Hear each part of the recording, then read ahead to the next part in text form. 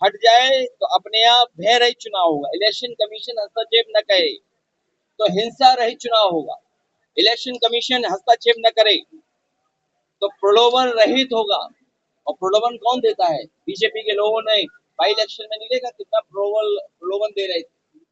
और छापा मारने वाले लोग कौन हैं? इलेक्शन कमीशन रहित हो जाए,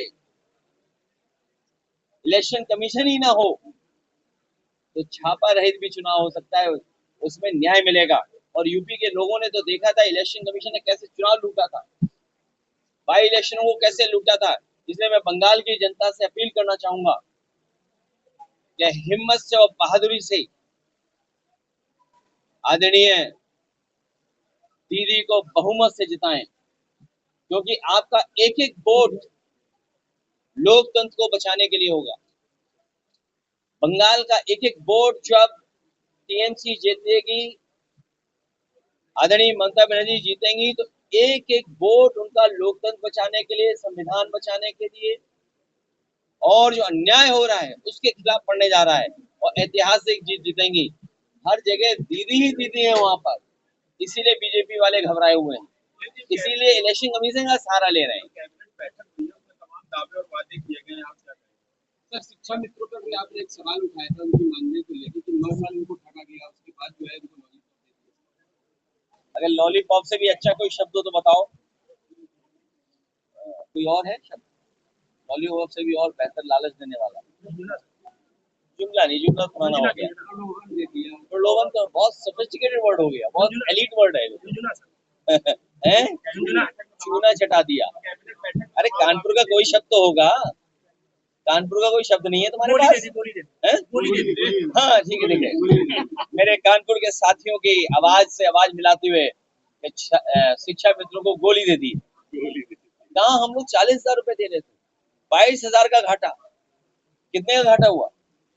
और हम आज भी कह रहे शिक्षा मित्रों को कि कोई भी न्याय दिला सकता है तो केवल समाजवादी लोग, और कोई सम्मान दिला सकता है, और जो और साथी हैं उनके साथ भी अन्याय नहीं होने देंगे, उनको भी सम्मान दिलाने का काम करेंगे। सर, आप 24 में कमाल करते हैं पीडीए के दम पे, हम 9 साल लगभग उत्तर प्रदेश की कुर्सी से दूर, 27 में पीडीए के दम पे इस कुर्सी का सपना देखिए। तुम्हें किसने कहा? तुम पे कुर्सी नहीं, हम पे कुर्सी है।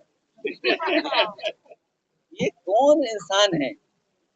लोकतंत्र में आप विपक्ष में भी बड़ी भूमिका निभाते हैं, और भूमिका ये निभाते हैं कि जनता को आप समय समय पर चीजें बताते हैं। अभी मुख्यमंत्री जी ने डिजाइन की है सड़क, इंजीनियर से डिजाइन नहीं होने दी सड़क।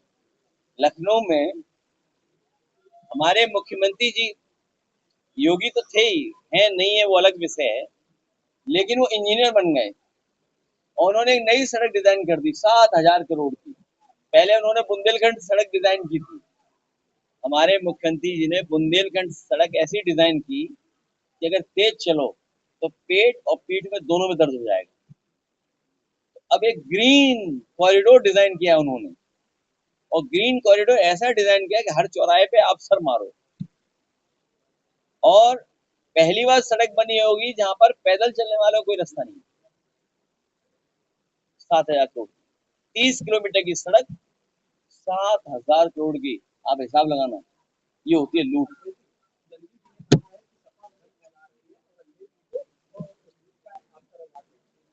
ऐसा है, उनकी बात इसलिए मत करो, हालांकि मुझे नहीं बोलना चाहिए, लेकिन मेरे पत्रकार साथियों को लगता है सीधा संपर्क होगा।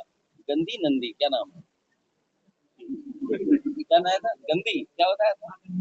अच्छा, वही नाम बताया। तो जितने भी पीडीए के प्लॉट हैं और तमाम चीजें हैं, उनसे कहिएगा कि पहले जब समाजवादियों का दरवाजा खटखटाया तो दोबारा ना दरवाजा खटखटाए। और मैं आपसे कह के जा रहा हूँ कि उनके लिए दरवाजा बंद।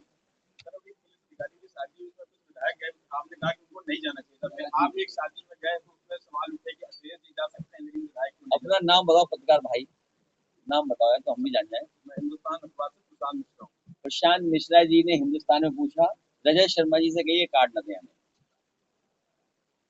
और रजत शर्मा जी से कोई संबंध आज के नहीं है हमारे,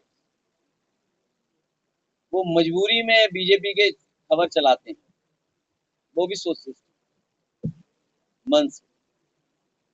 जैसे आप नौकरी कर रहे हैं किसी, जब चाहते तब नौकरी आपका मालिक हटा देता है। शादी में जाना हमारा उनका बहुत पुराना संबंध है। वो गोली नहीं मार रहे हैं किसी को, वो किसी का घर नहीं तोड़ रहे हैं।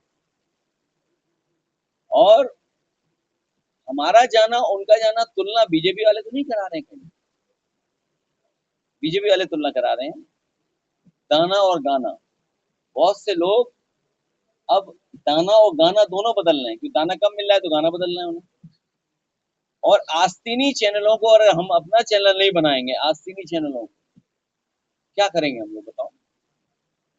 आस्तीनी चैनलों को बनाना पड़ेगा, अपना बनाना पड़ेगा। चुनाव नजदीक है, लेकिन